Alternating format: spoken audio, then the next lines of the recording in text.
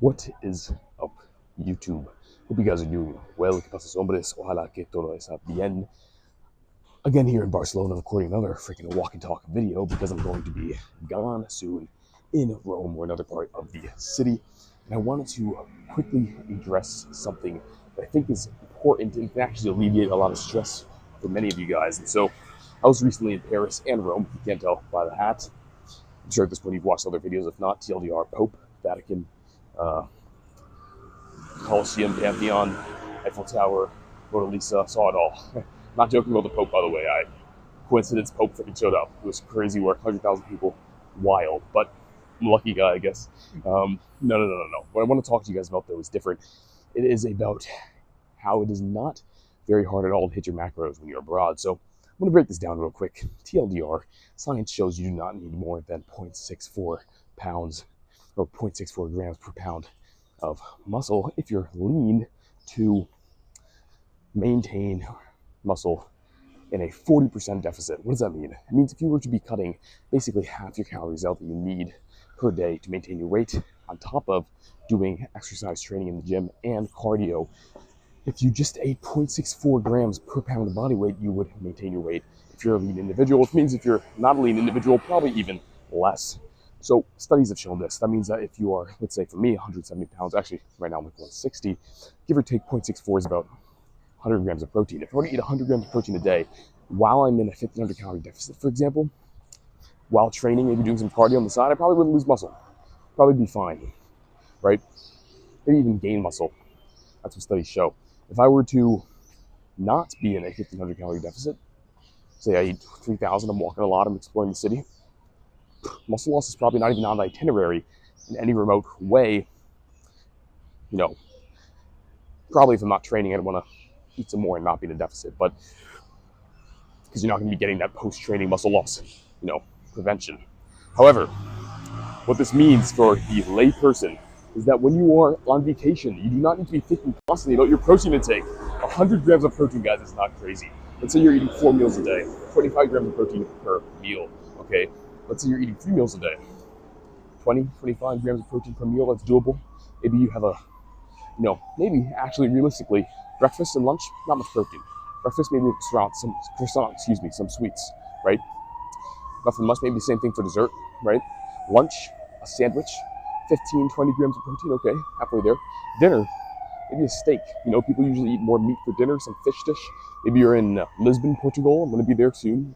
A lot of fish, a lot of stewed meats, right? Stuff like that. Probably you'd be fine, right? So that's an example, not that difficult to get a bigger protein bolus at the end of the day. And then your aggregate protein amount that you've eaten is really, from studies, shown to be what matters more so than, say, protein partitioning, throughout the day, which does matter, right? But, if you're not a professional bodybuilder, you don't really got to think about it. So, especially when you're on vacation, right? Just focus on getting your overall protein in. If you want to do 1 meal a day, not ideal, but freaking do it, man. No one's going to stop you. It's not going to ruin your progress, right? And so, okay, let's say you're getting 80 grams in, 60 from your 2 meals. That's reasonable.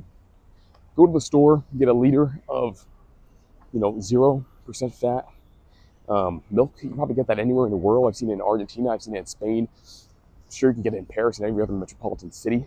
If you're in a smaller city, maybe do canned tuna. You do that anywhere too. Hey, eat 1 or 2 of those. A freaking liter of milk, a can of medium-sized can of tuna. Both are about 30 grams of protein. 0% fat milk, right? Unless you want to have extra calories, go for it, right? But I'm saying as a protein supplement, very easily you can just add a bit more in there for cheap, right? You don't got to carry around whey protein powder. I mean, come on, So, not that hard, guys. Not that hard. Eat 60 to 80 of your food, which is pretty freaking easily. You should be doing that anyway, right? Hopefully, unless you're eating just croissants. I've done that before. I don't recommend. Pretty much fasting right now because of that.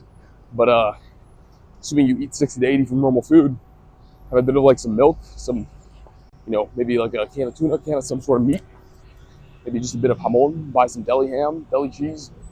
Well, that'll probably get you there, right? So it does not need to be at the forefront of your mind always when you're on vacation. And it shouldn't be. You should be enjoying yourself, right? You shouldn't be thinking constantly, oh, I gotta have protein every 20 or 4 hours. And it has to be these big boluses. No, You're not Ronnie Coleman. You're not 300 pounds lean. Like, you don't need that much.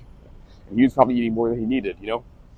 Not sure, though. A lot of times, protein nitrogen intake, right, the amount of protein you can actually utilize, potentially goes up in non-natural individuals. I'm not super keen on that science. That's not my sphere.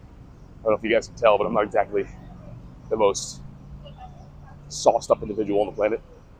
They call me Natty Nate. Not my name, but it is now. So no, but that's the damn truth. That is the damn truth, and I'm sticking to it. And so, you guys think you want to go ahead and think every day about eating your protein, go ahead and do it. I've done it. But you want to go and relax for a month, in a few weeks, not thinking about it, eat like normal, maybe have a bit of protein at the end of the day. Just go, maybe I should drink a little bit of milk, a little bit of tuna. Probably be fine. Or alternatively, go to a country where there's a lot of meat, go to Argentina. Certainly wouldn't have to think about it. 1 pound of steak, alone is about 80, 100 grams of protein. If it's lean, 100 easily. And that's about, 2 3 meals out of the day in Argentina, probably. I mean, was for me. And so, but anyway, guys, yeah, short vid, not much more to say. You don't gotta freak out about that. Do not gotta freak out about that. It's really not that complicated. Just make sure you're getting some in there from food and some in there from maybe an additional supplement if you think you need it. If you're in a country where maybe the local cuisine is less meat heavy, or you're someone that's doing a 2,000 years of Roman sweets adventure, which is what I did the morning at the airport in Fiusiomo. Was it Fiusiomo, Rome? I don't know. But they had some of the best sweets, some of the best airport food I've ever had in my life. It was actually incredible. Everything was freshly baked. Like, I can't even describe. But wasn't good. I had about 7 pastries. In addition to some Roman cookies afterwards, because I was like, fuck it. And here we are now. So take from that what you will. Do as I say, not as I do. But whatever, guys. I will catch you guys on the freaking flip side. Thank you for checking in, and I'll see you guys next time for another little walk and talk or a full-length lifting video. Hopefully, the latter. But I might be the Leaning Tower of Pisa or something. So, can't guarantee. Peace out.